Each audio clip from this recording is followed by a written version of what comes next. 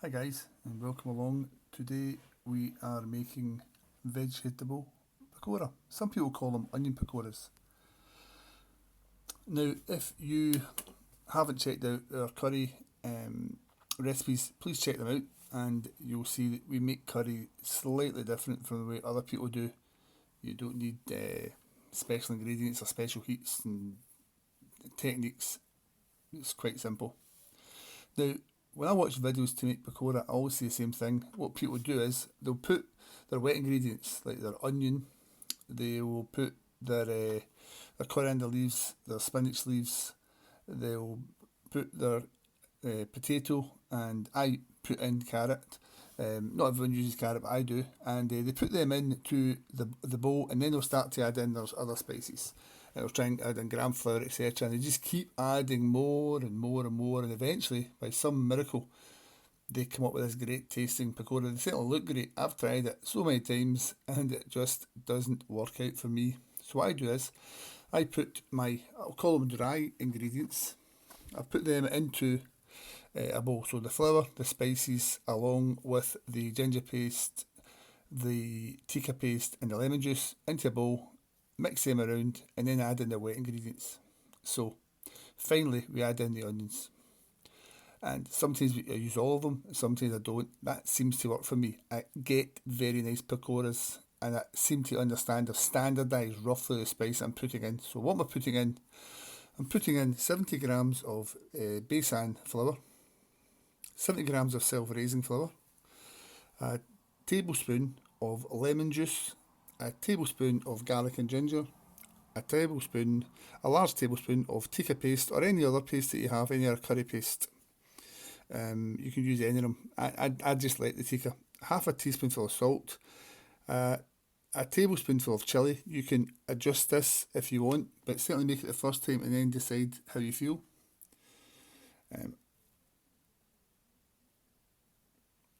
a tablespoonful of methi, a bunch of chopped coriander, a, a bunch of spinach, and you roughly chop that too.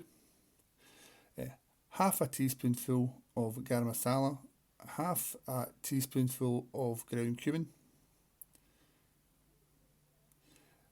I've got a tablespoonful of coriander seeds. I've got half a medium carrot grated, a medium potato grated,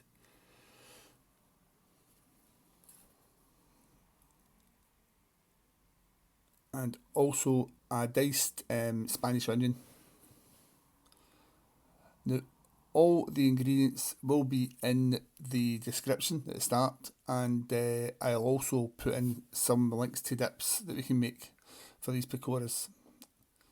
So we'll start off by sifting the flour, and this is just to try and introduce these dry ingredients to make a paste. Now I'm using a sieve here, and I think a sieve does make a little bit of a difference. But if you don't have a sieve, don't put yourself off making this recipe. Just give it a go. Indeed, if you don't have any of the other spices, and you think that you might not want to make this, don't be put off. Just give it a go, because you'll learn as you go along. You understand about the texture, and you understand about just how long it takes to cook it. You'll get a better idea of it. So we're serving this through here, and we are going to add, as I said, our dry ingredients. So we'll add in the lemon juice first of all. Our curry paste, remember that's a heaped tablespoonful of any curry paste, preferably tikka. Our tablespoonful of garlic and ginger, I've got a video for that. We're going to add in all the spices. And we're also going to add in the coriander here. No need to add in the coriander here, it was just on the plate, so we just added it in. But, in another day I might not have added in the coriander here. Don't beat yourself up the way you do this here. Just remember to get the dry ingredients in there, mix them around, and then you can start to introduce the wet ingredients. This is very, very dry, this, so very difficult to stir. Sometimes I might even put my hand in here and do this, but for the sake of doing this video, I thought I would use this spatula type thing that I've got here. Potato and carrot goes in. Again, not many people use carrot, but I find it makes a big difference to your pakora. In goes the spinach, roughly chopped. Now it's time to get my hands dirty. Time to get the hands wet, and in we go. This is a horrible sensation, but it just has to be done. You need to mix this around for quite some time. I use this technique where I seem to twist it with my thumb and push it through and pull it from the back and try and twist the bowl sometimes as well. But you just get into the way of doing this sort of thing yourself, whatever works for you. But basically we're just trying to mix this, and it's quite a difficult job. You really need to get your hands dirty here. You might even find that you might want to put some moisture on your hands. I don't know why that works, but it just seems to work. It makes it a little bit easier to do.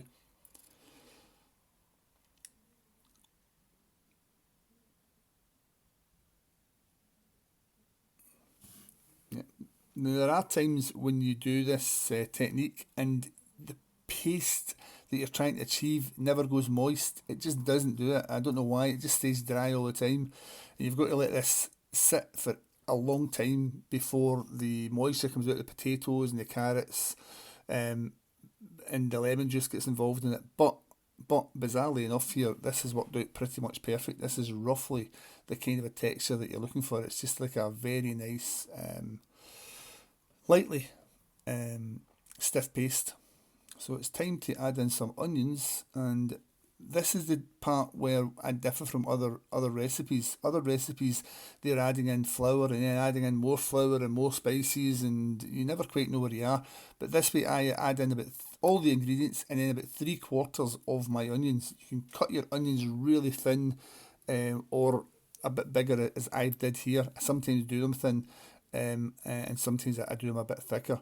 And again, this one has taken all the onions. Sometimes you feel as if you don't really need all the onions in, or sometimes you can let it sit for 10 or 15 minutes and then add in more onions. But on this occasion, I was quite lucky. It took all the onions.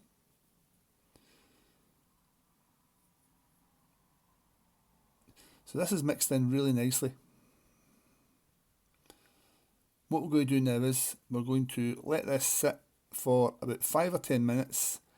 The idea here is to let any moisture from the onions, the potato, the carrot mix and blend in, and it just gives it that lovely pakora type batter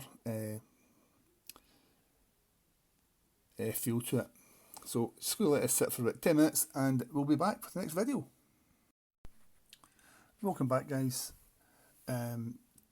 We've spent about 10 minutes letting the mixture blend in and become nice and stiff but still moist. The oil is now nice and hot as well, and we're going to begin making some pakoras. So the pan that I'm using just now, this deep fryer, is automatic. Obviously it sets its own temperature. If you don't have one, you can drop a little bit of your mixture in. If it pops up pretty quick, you know it's good to go. Some people use a bit of bread for that, but I find the mixture just works just as nice. But obviously this is automatic, I wouldn't be doing that. This is just if you're in the house. So we're going to take our pakoras now, and we're going to drop them into the pan one at a time. I tend to use between a half and maybe 3/4 of a teaspoonful, a tablespoonful, and I drop them in as fast as I can. It's kind of a technique of getting it and pushing it against the side of your bowl and using your finger to scoop it in, and you want to get them in as quick as you possibly can as well. The faster you do it, the more even you're going to cook this, and you want to cook these probably for between 2 and 3 minutes. It really all depends on how thick they turn out, and it's just a case that you need to get a feel for this. You need to an idea of how you're trying to achieve these. The more you try and make them, the better at them you'll get. Obviously now you have the batter's pretty much perfect, so but doing the actual cooking, and the thing about pakoras is sometimes you get them, if you make them too big, they become really, really stodgy in the centre. So the way I've got around that is by cooking them in smaller sizes, and also the the spinach and the coriander seem to make them lighter. It seems to give them, makes it easier to cook in the centre. But that if you're going to have a problem with your pakoras, it'll be that they cook too quick and they go stodgy in the centre. These ones here, they they, they won't turn out that way because mine very rarely do turn out like that. But occasionally you do put too big a scoop in, and occasionally you do get this kind of stodgy taste. It's just a shame. It's just a waste. So what we're hearing now is, or what I'm hearing is that the oil is beginning to slow down. It's not cooking as fast, and you roughly know that they're cooked. If you wanted to make these in two separate batches, you would take them out at that point, and then put them back in again for another 30 seconds. But these are nearly cooked, so, and they're looking quite nice, to be honest with you. They're a nice colour, and obviously they'll be lovely and crispy, and they'll be nice to taste. So that's us taking them out.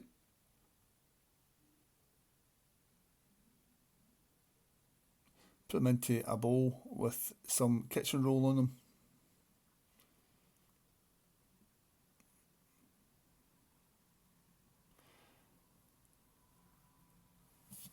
And they're as simple as that to cook, but they can be very, very tricky. And if you've been like me and you've tried to make these pakoras, then you'll know just how difficult they can be. And these pakoras have turned out really, really nice. And as I said, you'll get a link to pakora dips at the end of this video. So thank you very much for watching. If you've liked it, obviously subscribe and join. Watch the curry conundrum method for making curries, and I'm quite sure you'll be very impressed. Bye bye.